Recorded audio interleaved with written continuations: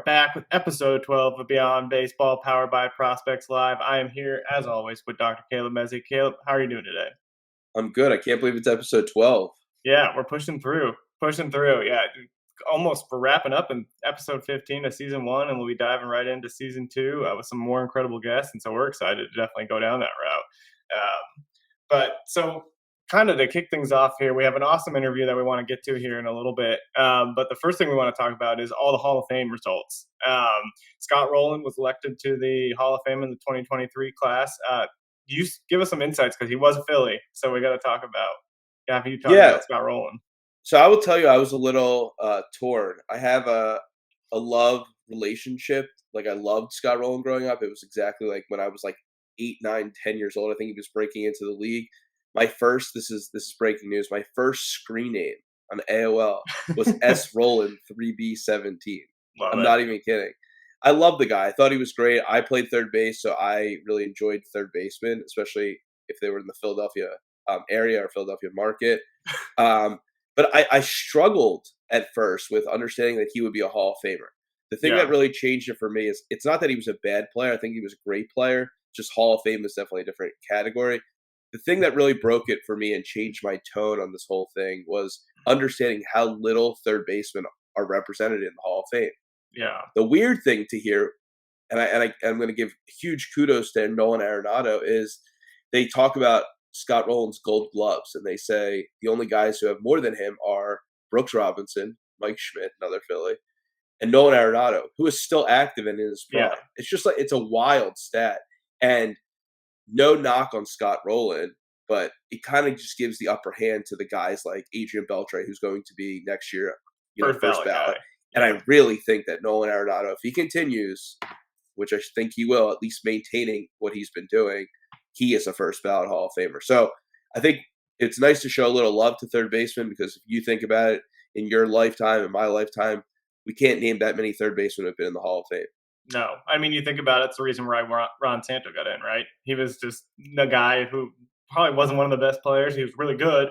He's like that Hall of Famer, really good that they talk about. But Scott Rowland was a top 10 third baseman. There's no doubt about it that's ever played the game of baseball. So it's great to see him in. There's a couple other guys that, like Todd Helton, I thought for sure should have been in. I thought he would too. His road splits, like everybody gives the Coors Field example, but his road splits are just as good as his home numbers almost. Also, you still have to play and hit. It's not his fault that he was in Coors. Yeah. And Larry Walker, like, it took him to the last ballot basically to get in. So he's another guy. Billy Wagner's another one I want to see. He came in at like 68.1%. Love closers. I think he deserves it. But it's interesting to me because I feel like there's a part of a hazing process. Yeah. Because Scott Rowland had, like, his debut on the ballot was really low. I personally think Jimmy Rollins should get it, because I think that if we're looking at the future of shortstops, I don't know who else will really be, that reputable in terms of getting in. He played all the time. He did all these things. His 2007 season was crazy. He won a World Series. Like, he's done so many things. And I feel like there's like this hazing process that Todd Helton's still going through, Wagner's still going through. Yeah. And then you got guys like Jeff Kent who aren't making it. 10th ballot gone off of it. I'm going to touch on like the guys for 2024. You mentioned, I think Adrian Beltre's on the ballot this year. That's a guy I expect to go in. I think another one that has a really good shot, or at least getting a good amount of votes, is Chase Utley. I think he's got the best case outside of Adrian Beltre. And I know you probably have some thoughts on Utley. I do. I mean, I think if you look at his body of what he did when he was playing, it's not that different than Scott Rowland. It's just in a short period of time. Or as a guy you mentioned, Jeff Kent. I personally don't think, and I love Utley. Like, he's a guy who I would love, my son to see play, because just the way he played. I don't think he did it for long enough, and he came in a little older because he did go to UCLA. I think of that 2018, which I'm a little biased towards, that Jimmy should get the okay and really the move forward into going in the Hall of Fame. The guy from that ballot who I really think should go in first ballot, but I'm worried he might not, is Joe Mauer. When you look at Joe Mauer's career from a catcher perspective, just as a catcher, forget that he went to first base. It's the same as Buster Posey, who everybody's talking about being a Hall of Famer. Joe Mauer won 3 batting titles as a catcher. It's pretty crazy. He was 6'4", 6'5". So then you add in the fact that he played continuously as a first baseman. To me, he's a Hall of Famer. Yeah. Yeah, I agree. I love Joe Mauer. I think he deserves it. The last guy I want to touch on is Andrew Jones because this guy's like a curious He's a case to tough me. one. You look at ages like 20 through 30, he was real good, and then all of a sudden he played those like last 7 years, and he had a 17-year career. If he was just like average and one of like probably age 30 through 33, if he was just average, probably be a first ballot Hall of Famer. But the fact that like he was just such a short sample size. Like you're looking at like a 10-year span. And if he just played those 10 years, I'm like, does he have an argument to get in the Hall of Fame and just retired at 29? Yeah, I mean, if he gets in, I feel like nobody says, "Oh, he shouldn't have gotten in." Yeah. Like it's one of those things. But he is, and I would have said this about Scott Rowland before he got into it. He's like on that. We'll see. I Yeah. think you have to add in the fact that Andrew Jones really changed the landscape for Curacao too. I mean, that's huge. I mean, you look at guys like Clemente and what they did that allowed like the Beltres of the world, even though Puerto Rico and Dominican, I know, but I'm just saying like those guys kind of do something. Like Beltre's going to get in because he has 3,000 hits, but he also has the most hits for a Dominican. So like Jones doing something for Curacao like really sets them on the Yeah. map and really changes baseball. You don't have Drelton Simmons or Jurickson Profar without him. So you could argue there's always an argument to get in, Yeah. but I guess we'll wait and see. Yeah. I mean, I always love the Hall of Fame time and just being able to discuss that. It's a good time. But now, as we kind of transition to the interview, our guest this week was Brandon Puffer, former big league pitcher. So we kind of talk about it. Like the reason we started the podcast was that baseball's full of stories, good and bad. And so Brandon Puffer did some things, made some choices that really has led him trying to find redemption, and now he's trying to use those lessons learned to make sure others don't make the same mistake he did. So it's kind of a tough interview, but one that I think a story that's worth listening to for people who are just interested in baseball. Caleb, what were some of your thoughts? Yeah, I mean, he definitely has an interesting story and one that we really haven't touched upon before. I think that knowing his story, listening to him speak and be a little authentic and transparent with us, it was nice to see, how he is now, the Mm-hmm. positivity, the groundedness and faith. I mean, hearing all that stuff kind of tells us about the human side, which, as you mentioned, is something that we've always aimed to address. Yeah, and I think neither of us will say that we condone any of the choices that he made that led to the situation that he was in. I mean, not even close. But still, like we said, baseball is full of good and bad stories. There's a whole picture that you need to paint when you're talking about the game and you're talking about the human beings behind the numbers. Like there's good stories behind the numbers and the performance on the field, but there are bad stories behind it as well. I think that's our goal, is to kind of just shed some light on those kind of things as well. But yeah, without that, we'll get right into that interview with Brandon Puffer. Everyone, welcome to another awesome interview for Beyond Baseball, powered by Prospects Live. I'm here, as always, my co-host, Dr. Caleb Mezzi, but we also have an incredible guest with us today, Brandon Puffer, former big league pitcher, has an awesome story, book that's out. But before we get into all that, Brandon, how are you doing?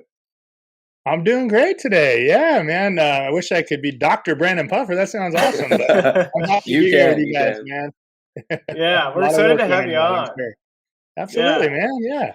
Yeah. So just for the viewers, because we really want to dive into your story. It's one Mhm. that's kind of overcoming a lot of adversity, a lot of trials and tribulations. But we want to, for the viewers, to just don't know who you are, kind of give some background on your journey through baseball and kind of how you got to where you are here today. Yeah, no, absolutely, man. Yeah, I think like a lot of us, and we were just talking, beforehand, I just always had that dream to become a professional baseball player and really kind of believed when I was a youngster that if I just could get one day in the big leagues, man, my life would be complete, right? And that's the way I looked at it. And so, fortunately, as I got, yeah, well, really around puberty, 12, 13, 14, I grew pretty quick and had a little bit of talent. So in high school, some scouts came around and it looked like, hey, maybe this is an opportunity I might actually get. And so got drafted out of high school and went on that journey of minor league baseball. They call it the grind, but I loved every second of it. And kind of parallel to that, starting back, high school and a little before that, addiction played a big part in my life, and I had that, hereditary gene with my father and uncles and whatnot. So they just kind of went hand in hand and paralleled each other through that whole journey. But yeah, after getting drafted in high school, I was fortunate enough to play a bunch of years in the minor leagues, get a little bit of big league time along the way, and just some great memories and lessons learned. And then I know we'll probably get to the whole thing, but my career ended not as I had planned. I kind of planned on being a lifer and a big league bullpen coach one day and all these things. And I kind of derailed myself with some poor choices, one in particular off the field, which caused me to, go and serve some time in prison where I really had to look at myself and who I was outside of being a baseball player. Like, who was Brandon Puffer, not the baseball player, not performance wise. So that was a huge lesson for me, and ended up doing a few years there, and kind of the redemption story that we'll get into as well is just now I'm able to kind of pour into young men and really anybody who needs to be encouraged, who's made a really poor choice, or try to help people avoid going down that road.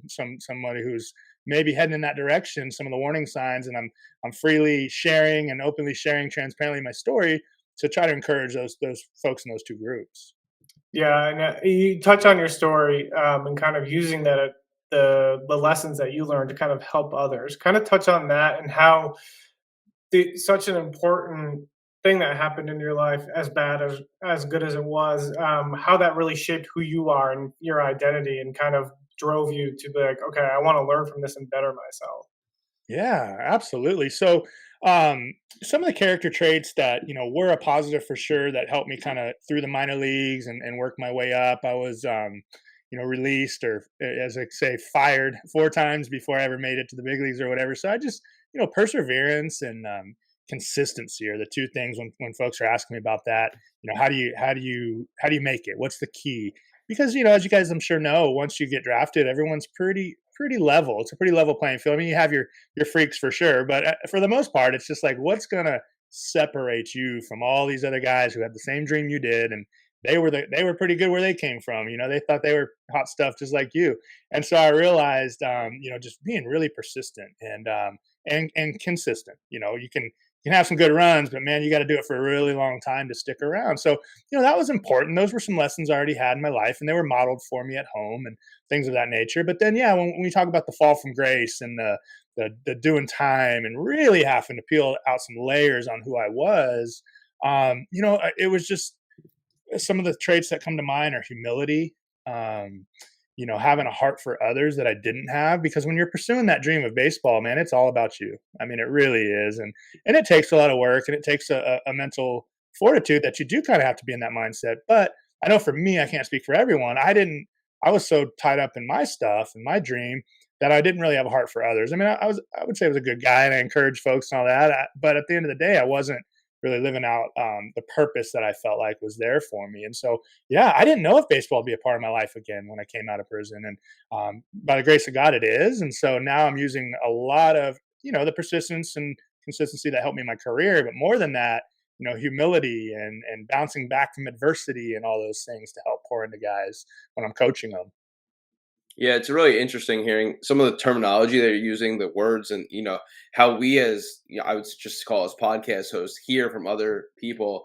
You talked about identity as well, and like identity is one of Mhm. my favorite things to talk about. But you talked about it from, all I was this, and then coming out of doing time or in prison, I became this. One of the things I'm trying to understand better about your story is you were caught in the system that kind of tells you to do the task at hand, to do the thing in front of you, and then all you're thinking about is yourself because you're going through this, really system or this process that they're like, if you focus on this, only you focus on this, then you will do this. But it creates this problem, right? And the problem is that you just become kind of self-centered. At the same time, you have organizations, you have, I don't want to call them farm directors or player development people who are really not caring about you that much, right? So you have to kind of do that as like a defense mechanism. Can you talk about that as you were going through the minors, and then how that has evolved just for you as a person? Yeah, absolutely. And it did feel that way at times, Caleb, that, hey, if you're not performing, within one day, you're out and your family doesn't matter. You got the apartment there and you got everything, your family's there. And it's like, nope, sorry, man, we're done. So you did have to kind of develop this resiliency that was, okay, well, I'm going to do this for me and I'm going to do this for my family. And on the same token, when you got in between the lines, and for me, it was on the mound, for some guys in the box or whatever, you really had to have a mentality of, you Hmm. cannot beat me. I'm better than you. there is no chance that, and then but turning that off when you get off the lines is where I think a lot of guys struggle, myself included. You Great kind of point. take this 10 foot tall and bulletproof approach, which is great in between the lines, but now turning that off, when you get out and you're dealing with family and relationships and things that are very real life. Because honestly, I don't know if everybody else feels this way. It kind of feels like just, I don't know if fake life's the right word, but it's just kind of surreal when you're playing pro ball. It's like you're not even really in real life. And then you come home for the off season, you're like, oh, I need to be a productive, father and husband and all these different things. And I really feel like, to your point, that it did kind of lend itself or set me up for failure in terms of just really not being a guy that was looking outside of myself and giving more of myself and using my gifts to help others. Hopefully within the day to day, just encouraging people at the yard and stuff. Yes. But what I learned when I went away and I needed the humility and I needed to go, hey, it's not all about you, and your decisions, your choices affect everybody around you, not just you. And so those were some of the characteristics that came in during that time away. Again, being in another kind of system where you're not set up to succeed either. It's not set up to reform. You have to really be intentional and choose how you're going to live out your day and your routine if you want to come out of prison a better place. You can certainly get caught up in other things that would derail you from all kinds of things of being a productive citizen. So just having to be, again, and I also feel like the parallel also, guys, is the consistency, the routine that I had to have in baseball really helped me through that time, because I was like, okay, there's a lot of idle time, but here it is. I'm going to read during this time. I'm going to work out during this time. I'm in my word here. I'm meditating here. And it really helped me because again, when you're in there, it would be very easy to go the other direction. But for me, thank God, his hand on me, and I was able to come out and actually probably use that as an asset and not a detriment for me. Obviously, it's going to hang over my head forever, and so there's that. But at the end of the day, I think people, if you share your story, you're transparent, are able to give grace and go, okay, as long as you're changing your behavior and you're humbled by the situation and you're doing good with it now, we can move past that for the most part. One of the things I want to bring up, and this might be a weak transition here, but you mentioned turning it off, and I think it's a really good point to bring up. I really do, because I think it's something that doesn't get talked about. We hear the phrase mental health a lot, and I think what happens is a lot of these guys are so physically fit, and they're so focused on their physical health for their physical tools that they forget about the mental side. But when you talk about turning it off, they go hand in hand.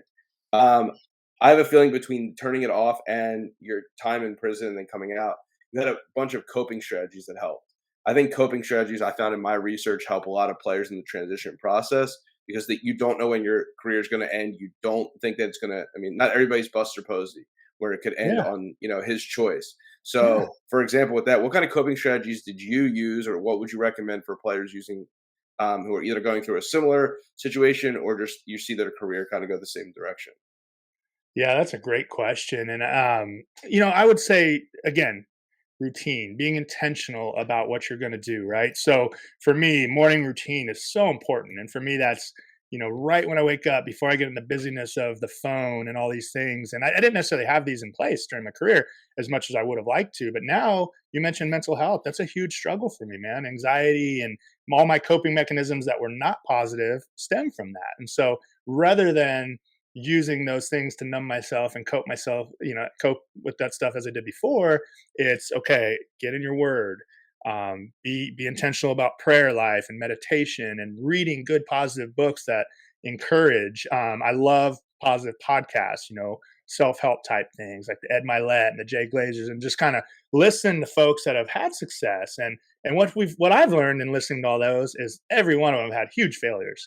It's never just like, oh, I've just always been successful. It's right back to hard work, being able to deal with adversity, consistency. So I would encourage folks to look at other people that have been through what they're going through. Like, okay, for instance, as an example, when I was in prison, people would come in and volunteer their time to speak to us, and it was awesome. And God bless every single one of them that did it. But the ones who came in and had never been there, they just came in. It was like, awesome. I'm so appreciative. But the ones who came in and said, hey, I've been here, and here's how life looks on the other side if you do it this way. Like, okay, because when you're in the moment, you don't know, man, is there life after this? As a baseball player, am I ever going to make it to the big leagues? And if I do, it's still going to end. It's not going to give you what I thought it would. Remember, I said that my life's going to be complete if I get one day in the big leagues. Well, I got a few more than one day, and it didn't. It didn't give me that peace and that joy. And I always talk about that heart, that hole in my heart, and I feel like it's a God shaped hole. That if I put everything else in there, man, drugs, alcohol, women, whatever, it just never fills you up, never gives you any joy or peace. And so I think putting your faith first, remembering whose you are and not just who you are, remembering that baseball is something you do, but it's certainly not who you are. There's so much more to you than that. And I had a hard time understanding that. And for me, like I said before, mine turned on a dime. It was one choice one night, and my career path was totally derailed. So it was like, ooh, how do I deal with this? And then so having that time to really kind of digest all that and work through it helped me come up with some of those strategies. Yeah, the one thing that really sticks out to me kind of is just how open you decided to be about your story, right? And I think the one for people who go through failure and adversity and kind of have these moments where they make a mistake or they screwed up, it's easy to just like, all right, bury it and move on. But you've decided to kind of take that story, share it with others. You pulled out a book from the bullpen to the state pen, and are now having that to really show off your story and kind of hopefully help others in that journey. So, what led you to wanting to write that book and to really dive into your story to help others? Yeah, I mean that was it. It was just the feeling of after that happened, having a lot of time by myself in a cell, time to figure things out, right? And it was like, okay, God, how do we not let this be in vain? Like, how do we use this for good? Because it says in the word, he can use all things for good. And I'm like, but this, I hurt. There's a victim and her family and my family, and it's embarrassing, and it stinks to talk about. And I actually had some folks, including an agent, say, hey, let's just, like you said, bury it, move on, let's get rid of it. And I was like, I mean, literally, like, there's ways to pay for it, and we'll just take it off the internet. And I'm like, man, I just always felt led, like, okay, who am I in my adversity? How am I going to respond to that? Baseball gave me a little bit of a platform, right? And so the more folks I talked to, little by little, that I was open and honest with, and they were encouraged by it, and I got that feedback, the more I was like, man, people need this. And I knew I needed it. Like, I feel like in my own thoughts and my mental health, man, no one's as jacked up as me. I'm screwed up. And that's what the enemy had me thinking all the time. So I don't want to tell anybody. I'm not telling anybody about these thoughts or this activity or whatever. And then the more guys, that went before me were like, hey, yeah, I might look like I have success on the outside, but here's some things I really struggle with. I'm like, man, them too? Well, I can relate to that. And so maybe there's a person or two that can be encouraged by me going, hey, I really have struggles. And by the way, I'm 8 years out now. I've got, a wonderful life. So much has been redeemed to me. I mean, more blessings I can even talk about today, but it's not like I have it going on still. I still got to struggle every day and battle with those thoughts and be intentional about putting the right thoughts in so those negative thoughts can't fester. And it's just for me personally, it never really goes away. So now, okay, if I'm open and other people tend to open up with me because of that reason, now it helps kind of like, strength in numbers. We're all a team in this thing. And it not only helps me as I give it away, honestly, I mean, selfishly, the more I give it away and encourage and talk about it, the more it really helps me go, hey, I want to continue on this good path because, hopefully it's helping people. So I think I get encouraged in the process as well. And then the more I do it, and I really did always feel led to write a book. And some folks like, man, your story is crazy. You should write a book. And I'm like, I don't know. I wouldn't even want to read my book, And then it just kind of lined up where I got with some guys that have a company that helped me do it. And they put out it was just awesome. Better than I even could have imagined. And so now it's cool. It's a legacy for my family. And again, I mean, you could ask my parents are the most wonderful people. They have encouraged me. I have unconditional love always. But for a long time, right, it was, how's Brandon? How's baseball? Oh, and you're proud dad and mom. And now it's like, please don't ask me. Like, we go out to the grocery store, please don't run into someone. And not that they're ashamed of you, but it's really a different deal. So, if we're going to be excited in that time, I think we just have to be very real about how it is now. And due to their unconditional love and support, I was able to, move forward and have a good life on the other side of that. Yeah, I mean that's it's just interesting to hear kind of how you've taken that moment to come over a lot of that adversity. I guess the question I would have too is now, what is your role kind of helping the next generation of athletes? I know that you're into coaching and helping that, but kind of talk about how you made that transition through all your experiences to really help those in your full time job. Yeah, absolutely, man. I got the best job in the world. I have a youth and high school nonprofit select program here in Austin, and man, we've got about anywhere from 25 to 30 teams on any given season. So it's like a few hundred family members that you're able to speak into their life and encourage, and watch a lot of them go on and fulfill their dreams. So rewarding, man. It's just absolutely awesome. But in terms of how it happened, it's just a God thing. I was in touch with. I live here close to Round Rock, Texas. They have a AAA affiliate here. The Ryan family owns it, and so I played there. That's how I ended up in this area.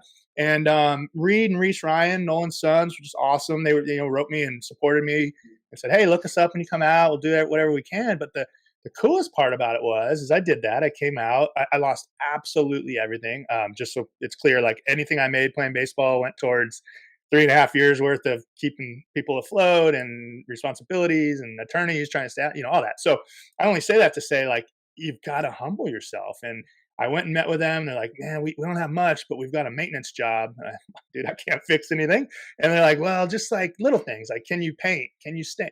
So man, I spent months literally I literally, if you ever go to the stadium in Round Rock, I have pressure washed every inch of concrete. Everything that's stained, every piece of I did it. Any green paint, every suite, all day long. And guys are like, you played out there. You're a double A all-star out there." So it doesn't matter. Once you get perspective and you realize you can have peace and joy in every circumstance, and I was loving it. I love doing that. And so I took that humbly, tried to work as hard as I could towards that. And then it just gradually lent itself to, hey, we've got a position here as a baseball outreach coordinator. You can kind of help some youth and some camps. I'm like, wow, me? Like, I don't feel worthy of that, but yeah, I'll do it. And then we started a team or two. And then me and a buddy, Brian Gordon, who was doing the same thing with me, we just jumped down on a leap of faith. And I love the Express. I love the Ryan family. They've been nothing but awesome to me. But it was like, that's their legacy, and I don't always want to just coattail their legacy. I want to get out and do my own thing. And so we did that. And now GPS Legends is our program. And we're just fortunate, man, to be able to help a lot of young men. And again, I love advocating for them with colleges and watching them. And I get those texts when they're at school and all that. It's just, honestly, I never knew that this kind of joy, or I guess contentment, could come after baseball by coaching and pouring into kids. Because when you're doing it, it's all consuming. You're in it. And it's like, well, how am I going to get that back? And well, here it is, man, going to war with these kids on the weekends, or, individual lessons, or whatever it is. And again, the baseball gives me the platform. Some of the other stuff I went through kind of helps me to go, look, you're going through something, but here's how we can work through this. Well, it's interesting because it brings the joy that you had growing up playing baseball before it became the task at hand, and you get put in that system. I have a question because you came back with the word perspective, and I think that's a really good word given your story and everything. How would you? And you talked about identity earlier. How would you describe, looking back, your identity prior to everything that happened? And I'm saying everything that happened because it's not just one thing. And then you mentioned, who's your identity? Talk to us a little bit more about that and how that relates to what your identity is now. I think you kind of defined who your identity is by helping all those people that you do on a regular basis, but I'm just curious. Yeah, I think previously my identity again was just Brandon Puffer, the ball player. I mean, plain and simple. That was it. If I was doing well, happy go lucky, everything's good. If Yeah. I wasn't, I got to get better. And even when I did well, it was like, I got to get to the next one. I got to be consistent. It just never, just all consuming, right? And I think it has to be to a sense, but some guys are just really good about balancing it and having more balance. I wasn't. It was just all about that and about me. And then now, I talked about identity because a thing I like to tell people is like, remember not just who you are, but whose you are. And so for me, that's important because the world can say, dude, you're a convicted felon.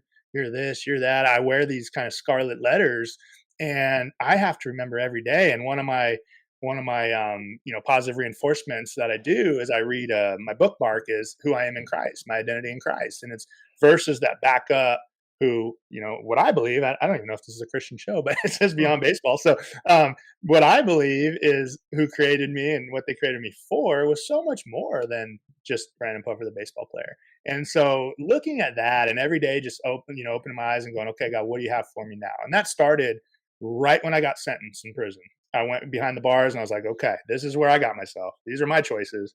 And I knew I had faith in my life and all that, but I knew it was right from wrong. And I just Mhm. chose different. And so now it's like, what do you have for me? Every time I go into our facility, I go early, put on a song, and just pray, hey, truly help me to help these kids I'm going to work with tonight. To, if it's baseball or speaking of their life, whatever they're going in, just always looking for what is my purpose. Because now I don't think you'd wake me up and give me breath if I just had no purpose and I was just going to cruise through the day and do my own thing. So now it's always looking for, okay, what is that purpose? And how does that line up with the 15 years you blessed me with in baseball or the 3.5 years that my own choices got me in? How does all that line up for what I'm doing now? And so that's where I try to define my purpose these days. So let me ask you this question. This is out of pure curiosity, and I'm kind of putting you on the spot here, but you had the relationships with the teams. You went through this yourself, right? And while faith has a role for everybody differently, right? And we understand that, what could teams do, or what could the Players Association do to understand and get to the level that the players at, to understand that they have more than just a ball player identity? Man, that is a good question. Um, I would like to see and like to say, and I don't know how this would work on their level, to your point, to ask questions, to get to know them as an individual, right? I don't ever remember or recall, especially when it comes to like front office and decision makers, Yeah. anyone really knowing or caring who I was. Did I have kids? Was I married? Where did I live? What are my interests? All these things that I try to be intentional about with the kids I coach now. So I'm seeing them more as a person than a commodity, which I get it. It's pro ball. It's different. But I just never remember feeling that, right? And it doesn't mean it's not gonna be cutthroat. I get it, man. Like it's the top of the top. And if they need a spot and you're not performing, hey man, they're gonna release you. But and on the faith aspect, that's hard because like you said, it's different for everybody. You can't be shoving your own faith down someone's throat. We had baseball chapel and we had chapel leaders, Mm-hmm. and I tried to really be around the right guys in that regard. But I think if it started from the top, and I think they're doing better. I have some buddies that have what I believe is the dream role. So if any big league team needs a guy, that they literally are like, what's it called? It's like control. Well, their whole job is just to go around and encourage the players. What is it? Is it the quality control, or is it like peak Yes, performance? quality control. I got a few buddies that are quality control dudes. Which is a very interesting position because they essentially stole it from the NFL. The NFL Really? was like, they would give it to guys who, similar to yourself, like they played and they wanted to coach, but they didn't know what they would coach yet. So get you in. It's kind of like an internship, but it gets you in, and then you explore your role. I have a couple buddies that do it. One for the Cardinals, one for the Whites, and they were telling me about it. And I'm like, dude, where was that when we were around? Like a guy that literally is there just to like get to know you. What's going on? How can I encourage you? And then I was like, well, how do I not have this job? Well, background check. But other than that, I'm like, dude, that's a dream job. Just go encourage guys and say, hey, look, I've been there. Like, there's nothing in this game that you're going to go through that I haven't. Or off the field, you haven't messed up more than I have, man. So let me help you. But yeah, I never felt like, not only that, Kevin, Jared, but I also felt like when I was struggling, God forbid if I mentioned it, and maybe I'm wrong, but I felt like I would just become like, hey, he's a little bit of a liability now. We can't do it. So even when I was struggling and going out and part, it was like, go to the yard, just act like you got it all going on, right? That's one of the reasons why I threw the PA in the question, because I've heard from a lot of players that they don't think that a team would ever employ somebody like that, because then that person, who's paying them, right? The team is paying them. They're going to go back and say like, Puffer's got issues. We got to cut him. Right. Versus like the PA who would say, listen, this stays on the PA side. This stays on the player's side. We advocate and protect you. So that's why I threw them in there, because it's always, whose role is this and who's going to kind of pick up this responsibility. But there's a reason that it hasn't happened. And I think part of it is the mental health, peak performance. They assume a lot of that personality thing. But again, they're looking for peak performance. They're looking for mental health. They're looking for that kind of stuff. So what you're talking about is the humanization of an athlete. And that's where the identity really stems from. I agree. And I look, trust me, man, like I get fired up talking about peak performance, because I did kind of come across like Dorfman's mental ABCs. Yeah. 4 years into A-ball, I was crushing that thing, and it made a big difference. And so I'm always teaching these things to our guys. And it's like, but that doesn't really encompass the battles of the mental health. It encompasses the staying focused and the self-talk, the mental all the part of the great game. Yeah, for sure. Like it's great for that. But then when you get away from the field, again, turning that switch off, how do I deal with this mind that just goes so fast and so crazy and help me compete, help me get out there and do my thing, but it doesn't feel like a positive thing when you're off the field and you can't turn it off. And so, man, I the quality control thing, I was like, dude, awesome. So more of that would be good because you're just not going to go to the It's a front great point. office or even the skipper and go, hey man, I'm just really struggling, because they're going to go, oh, liability, we got to get him out of here. And matter of fact, guys, the day I drove into the park, September 12th, the day I drove in and that night happened for me, I literally was like, heard this like small still voice, A, going, that's not a good idea. B, going, matter of fact, you've been scuffling. You should go tell them that you're struggling. I'm like, I'm the chapel leader of the team. I'm basically, I was Crash Davis. I was the old guy who was in AA, who had some big league time. I'm like, we're in the championships. I'm not going to be a distraction of these guys. I'm going to just suck it up and bury it. And ultimately, it cost me, Yeah, I mean, just kind of your story is just it's just an interesting one and kind of to follow. I guess the last question that we kind of always wrap up with too, and you've kind of touched on this a little bit with your job and how you kind of mold and navigate the younger generation. But if you had one piece of advice for athletes that are struggling to find their identity outside the game or figure out who they are, what would that one piece of advice be? Whew, that's a good one, man. That's a really good question. Again, it's hard for me to not go back to the faith aspect. And again, I didn't even ask if what kind of show it is, but it's just for me, man, in my story, it's so hard to share it because to this day, if I get away from faith and believing in kind of the graces and the mercies of I can move on from here, then I'm susceptible to going right down the same paths. Before I ever got into this trouble I got in, I had 5 years sober. I was doing my thing, and then a tough life um, incident happened, and I slipped back into old habits. So I would just encourage guys, whether you have faith or you don't, especially if you don't, just cry out and go, hey, look, if you're real, if you're a God, if you actually exist, I'm hearing about this thing this dude's talking about. I don't know that. I don't feel that. Where are you? Where are you in my life? Right. And kind of look for some signs of that. And then I think the number one thing for me too is just living a life of gratitude, just really gratitude, man. It's so hard to be anxious and upset and mad when you have things to be grateful for. And if you're physically able to play ball and mentally able to play ball, and your life's probably not perfect, but man, you've got a lot to be grateful for. Like you woke up today and you get to go get on the field. That's a big deal. And that's why with our club, we pray after every game in practice, just saying, hey, thanks for the opportunity. Like a lot of folks didn't have this opportunity today. So I just say be very grateful and try to find, an aspect of faith, something bigger than yourself, that can encourage you every day to go, hey, I'm a little blip on the radar here when it really comes down to it. My stuff is important to me, and I'm not, saying it's not, but there's a lot bigger things out there, and just really getting focused on that, looking, without instead of within all the time. Yeah, I think that's an incredible way to kind of to wrap up the interview and just talking about gratitude. I think that's something we touch on a lot and hear from a lot of athletes as well.